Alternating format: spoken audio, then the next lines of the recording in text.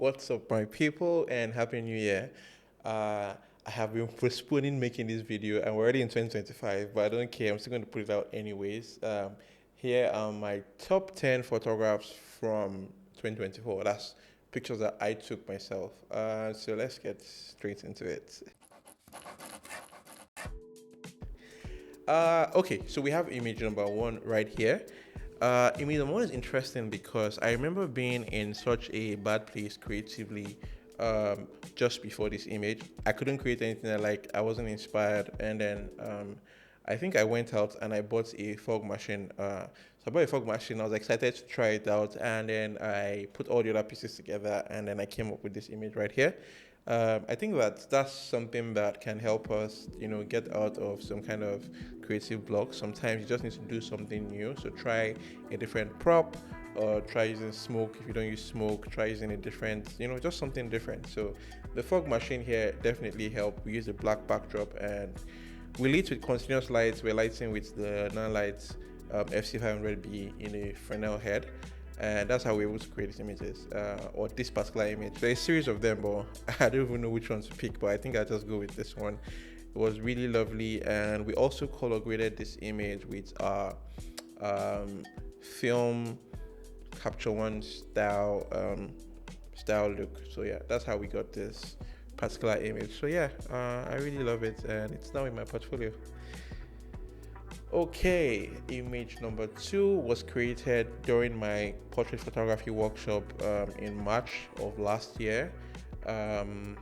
We used non-light projection mounts to create these patterns of lights that you can see flying behind the model. I've always wanted to do this, but you need a lot of space to do this, especially when you're using a projection mount that is just 19 degrees. It needs to be a certain distance from your model to be able to get the spread that you want. So I'm glad that we tried this and we got it during the workshop. It looks really nice. I love the whole gold feel, and I like the way you almost think that it's the crown on her head that is causing the light to split. It's not. Um, it is split because we're using projection mount and a gobo to create those patterns that you're seeing there. And we also color graded this with our gold style in Capture One, and that's how we have this interesting look. I also really love this image. It's beautiful. Okay. Image number three. Image number three, I think, is one of the most recent images in this list. I shot it just a couple of weeks ago, and it's a very simple image, but I also think it's also a very interesting image. And the reason I think so is that because it's first I lit with just one light. Now, if you know me, you know that most times I have like a standard 3 light setup. I have my key and my fill light from the same side, I have a hair light, and then I have a V flat on the other side. But this time around, I just wanted to, just throw away all of this and just shoot with one light. No hair lights, nothing. Just one light, your subject and a canvas. And I'm really happy with the results. I think that this year I'm going to do a lot more things like this where I shoot with just one light. It just makes things less complicated, you can get good results as well. We had this massive impact modifier, so it's about 7 foot. I'll confirm the size. It's really big, and that's what we used to shoot this particular image. We just placed it to camera right, feathered a little bit. It was really close to our subject. That's why we can still get some fall off on our face.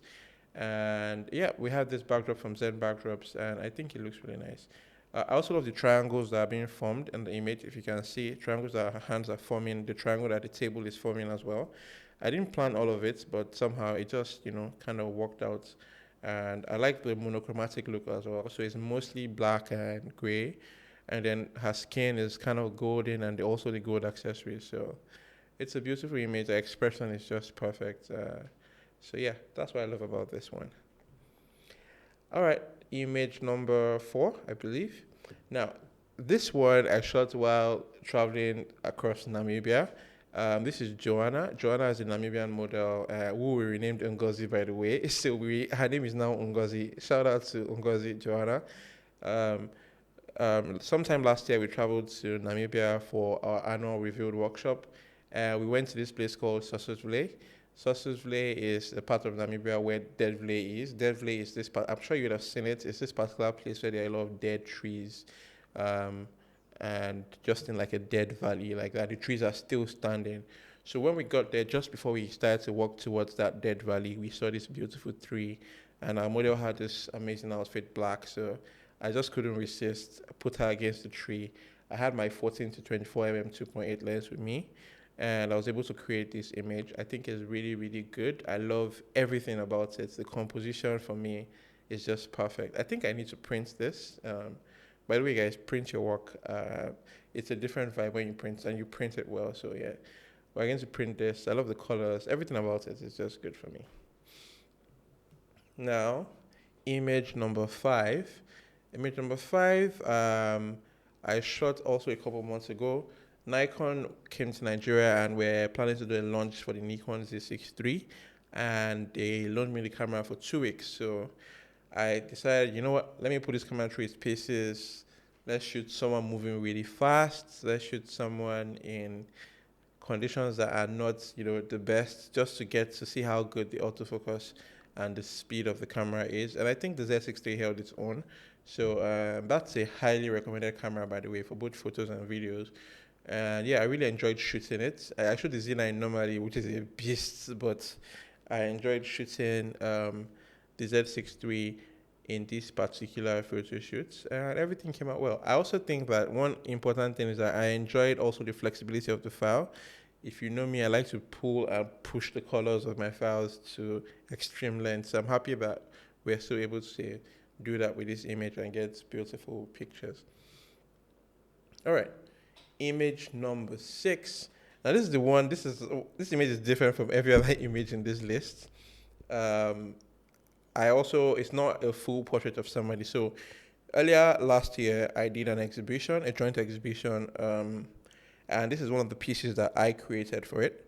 This particular piece is called Defiant Hope, and I'd like to interpret what you feel like this picture means to in the comment section below. Just let me know what you feel about it. I just wanted to create something that I felt like was going to be interesting and stimulating at the same time. So I've heard so many different interpretations for this particular image, and let's hear what you have to say about it. Maybe I'll give somebody the best interpretation. Maybe I'll give them something in the comment section below. So yeah.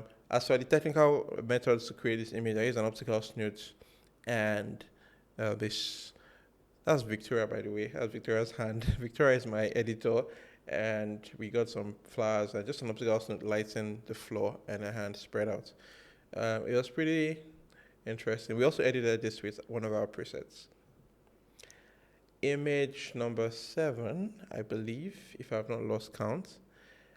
Image number 7 is also a very special one for me because I kind of like shot or tried to create like one of my favorite photographers was Lindsay Adler.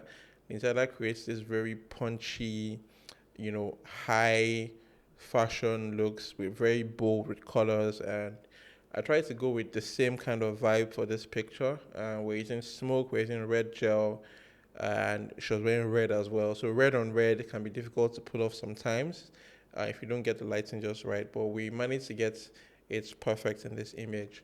So I really like it. The moment I saw the outfit, I just had this particular look in mind, and I'm glad I was able to pull it off to look like this. So beautiful fashiony portrait image.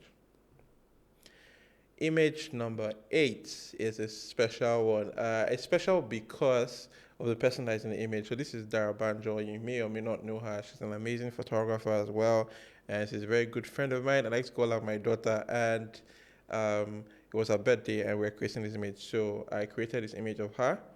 I found that when you are genuinely interested in your subject, you create better images. So I feel like that's something you can take with you to 2025. Don't just be connected more to the people you're photographing, your clients. Get to know them a little more, and you find that somehow you create better images of them because you're more invested in them. I think that's the word. So be invested in the people you're photographing. You find that people that you love and care about, you photograph them better than just random people. So 2025, also for my personal goals, is to be more invested in the people that I'm photographing. Even though they've paid me money to do it, I still want to give them my very best. So I want to get to know them. It doesn't have to be something very deep. It could just be even on the spot there. If you're meeting them for the first time, which I don't recommend on the shoot today, but start up a conversation. People like to talk about themselves, so you can ask them a question about what they do, if they've done a photo shoot before, when was their last photo shoot, you know, just get to know them, and you find that you create better images. So this image I shot with three lights, my normal usual setup, a key, a fill, a hair light, and shot against Zen backdrops. We created this one. Okay, image number 9. Image number 9 is an artistic portrait that I created in Abuja at Calligraphy's workshop. Shout out to Calligraphy. Earlier last year, Calligraphy invited me to come teach at his workshop in Abuja. And I went to Abuja and we created this look. Blessing was an amazing model, and Empress Shekoyemi also styled this to look really good. I think what stands out in this particular image for me is the lighting. I like to light my images a certain way to make them look like paintings. So I'm very, very peculiar about how the light hits my subject's face. In particular, I don't want to light evenly. Most times I want to fall off from one side to the other because that's how paintings, typically look like. And we did that. We added some textures in the background in post, and we also added some grain just to give it that, artistic painterly look. And I'm really glad with the outcome. It looks so, so amazing and perfect image.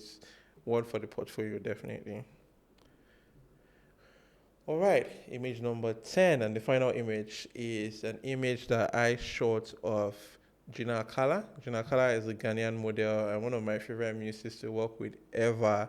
Every time she's in Nigeria, she's like, Tosin, I'm around, let's shoot. And this time around, we came up with this image. I kind of saved like my crazy ideas for Gina. I've always wanted to do this where we got a cello and kind of use the cello to clothe the model. So something I've always wanted to do, and I'm glad I was able to pull it off with her. And we created this very soulful looking portrait that, in my opinion, is looking very timeless. So, yep. So these are the 10 images that I think are my favorite images from 2024. There are a lot of images, honestly speaking, a lot more that didn't make the list. Some that might be better, but I don't know. I just have like a special affection towards these ones. As you've heard from the story, some of them it's not necessarily about the image, but the story behind getting the image as well is important. So thank you guys so much for sticking through the 10 videos. If you are not subscribed to the channel, please kindly like and subscribe. We plan to bring you a lot more videos in 2025. The goal is to bring videos, try not to be too perfect because I feel like that's what's been holding us back. We try to make our videos as perfect can be, and then you end up not releasing anything. So get ready for imperfect videos. We'll release them like that with errors just to, put them out and work on our video creating skills on as we go along the way. So yeah, tell me what you want to see. We're going to bring in more content that's not necessarily just photography. I want to bring in stuff from other genres and maybe kind of like link photography to it. So I have some brilliant ideas that hopefully will bring to life. We also have a podcast that's coming up soon, so look out for that. And I think that's pretty much everything. Thank you guys so much for watching. Please share this video with your friends. Let them subscribe and like. And I'll see you guys in the next video. Cheers.